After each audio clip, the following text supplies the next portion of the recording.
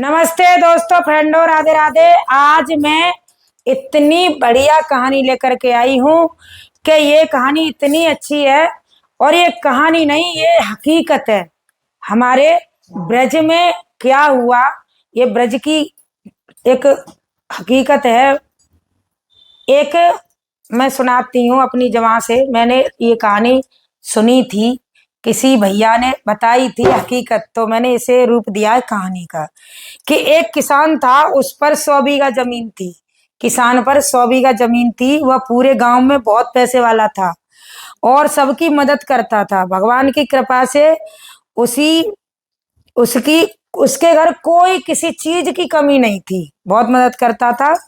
और एक उसका सुंदर बेटा, हाँ, उसका जब किसी चीज की कमी नहीं, तो उसके पास एक सुंदर बेटा था, बहुत सुंदर बेटा था।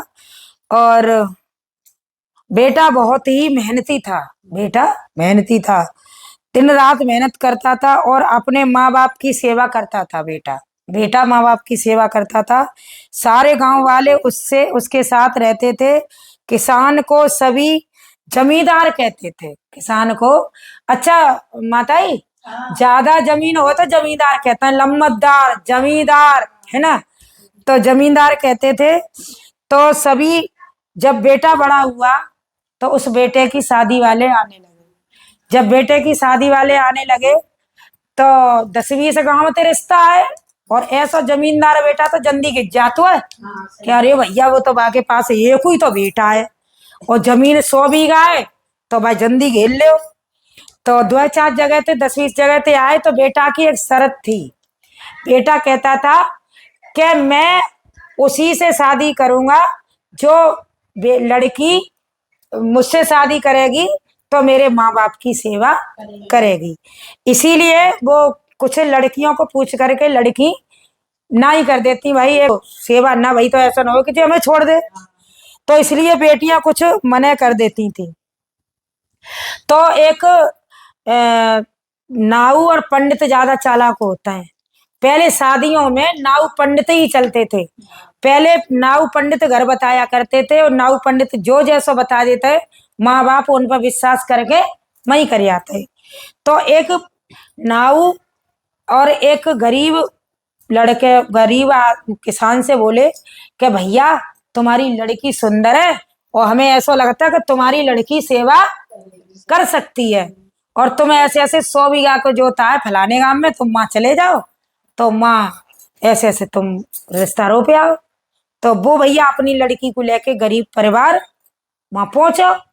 तो वानी की, बताओ मेरे माँ बाप की तुम सेवा करोगी? लड़का ने, वानी की, हम करेंगे, पूरी सेवा करेंगे, जैसा आप कहोगे वैसी सेवा करेंगे। कि त्रवाचा भरती हो? के हाँ, त्रवाचा भरते हैं। तो त्रवाचा भर लो। तो बाने भैया बाके संग में शादी कर दई। गरीब लड़की के संग जो 100 बीघा के जोता शादी करके लेके, हाँ, त्रवाचा ये होता है 3 पहले वचन भरे जाते। जैसे हमारी शादी हुई थी तो हमने भी अग्नि के सामने वचन भरे थे, तो ऐसे ही त्रवाचा भरा जाता है। 3 बार कह के हम करेंगे करेंगे करेंगे, इसे बोलते हैं त्रवाचा। समझ गए? हाँ। तो उस लड़की की शादी हो गई। शादी हो गई तो लड़की अपने घर आ गई। घर आ गई उस लड़का के साथ में। तो वो लड़का खूब खुश रहे, लड़की थे खूब वो सेवा करे। तो माता ही 10-15 दिना 20 दिना बाद यूं कहते कि चल लला ने बचपला दिब्बाया। तो बाकी माँ बोली, बड़ी बूढ़ी माँ ही बाकी, और बापू पर 70-60 साल को हतो बाप। तो बाकी माँ बोली कि बेटा ऐसा करो, 4 पहिए गाड़ी निकालो और तुम हमें क्या कहते हैं अपने हमारे मायके ले चलो, हमें अपने मायके ले चलो, बचपला देवे चल रहे नानी के यहाँ। तो माने की चलो मम्मी, पर मम्मी हम रात को रुक ना पाएंगे, सवेरे जल्दी चलता है और सवेरे संजा तक भजे आएंगे। अब भाई वो लड़की ज्यादा 15 दिन रही बा के संग में, लड़का के, और खूब हंसे बोले माने की तुम ऐसा करियो, पिताजी के दिन में देकर एक कत रही हो, संजा तक तो हम आ ही जाएंगे। माने कोई बात ना, चले जाओ। अब भैया रही ऐसी बात के भतपला दे आए, माँ खूब हंसी खुशी थे, विदा कर दो, नंसार में थे। और रास्ता में 10-20 किलोमीटर निकले और एक एक्सीडेंट है वो, वे दोनों मर गए। मैताई और बेटा दोनों मर गए। अब भैया खबर आई पुलिस के जरिया कि ये किसकी मैताई है, किसका बेटा है। तो माँ तो गांव में हाहाकार मच गो, पूरे गांव में हाहाकार मच गो कि फलाने लम्बतदार को और छोरा जमींदार को छोरा बहू दोनों खत्म है गई, मतलब छोरा और पत्नी दोनों खत्म है गए। अब तो माँ पे हाहाकार मच गो। भैया कहतना है कि सब्र तो भादत भगवान ही बधातो है ना, उनको अंतिम संस्कार करो।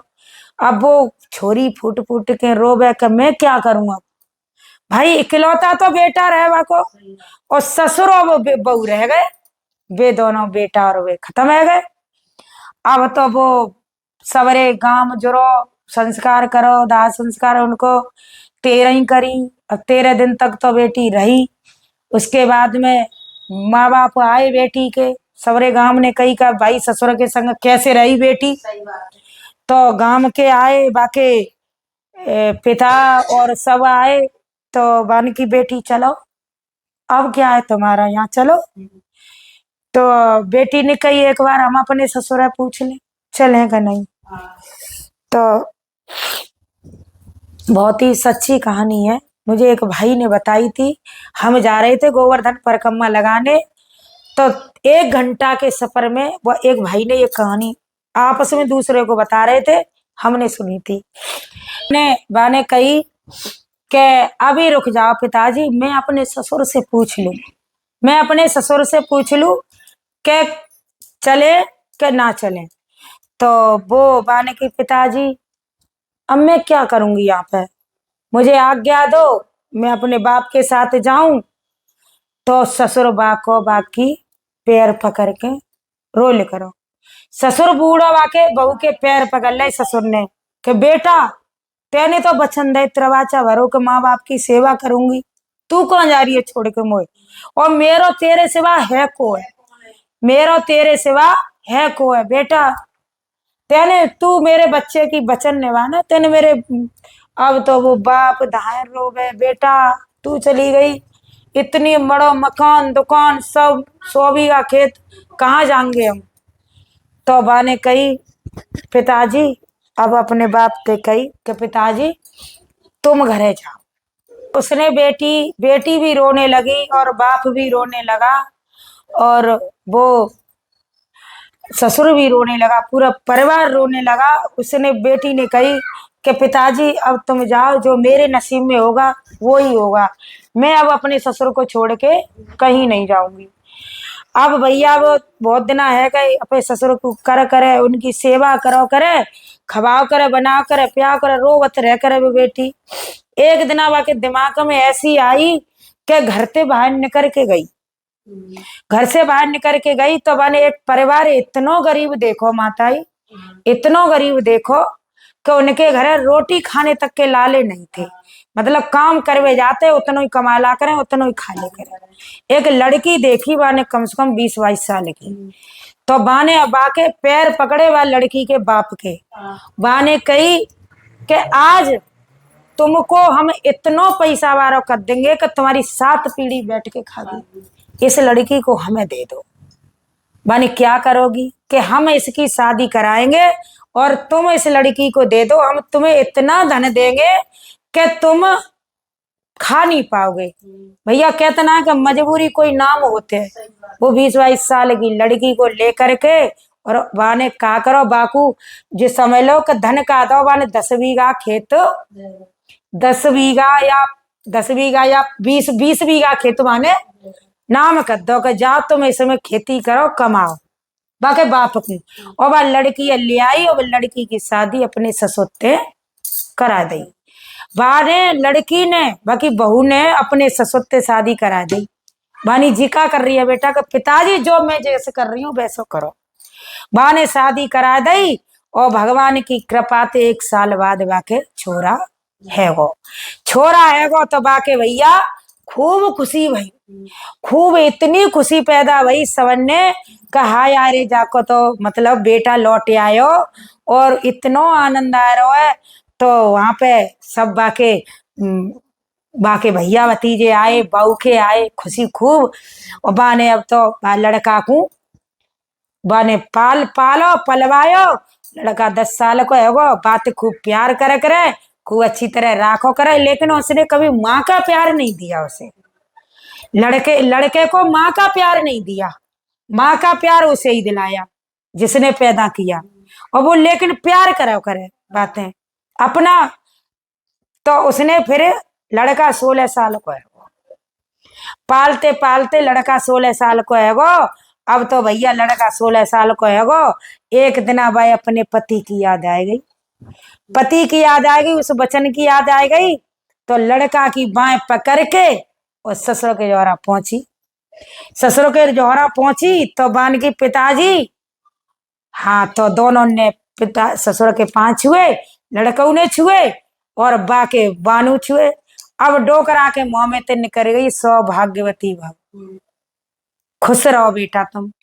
अब तो बानी पिताजी तुमने जे आशीर्वाद तो दे दो। छे को है तुम्हारो के बेटा, के मैं को के बहू। कौन वो कौन सी बहू? के तू मेरी बड़ी बहू है। जी बेटा के छोटो है। जी को लगो? मेरो को लगो? तुम्हारा बेटा है तो मेरो को लगो? जी बताओ। जी तुम्हारो बेटा लगो, मेरो को लगो। मैंने किन के लिए तपस्या करी है? छी तुम्हारा बेटा, मैं तुम्हारी बहू। अब मेरी भामर जाके संग डरवा दो, मेरी भामर जाके संग डरवा दो। तब बाने ससुर ने बाके संग में बाके संग भामर डरवाई।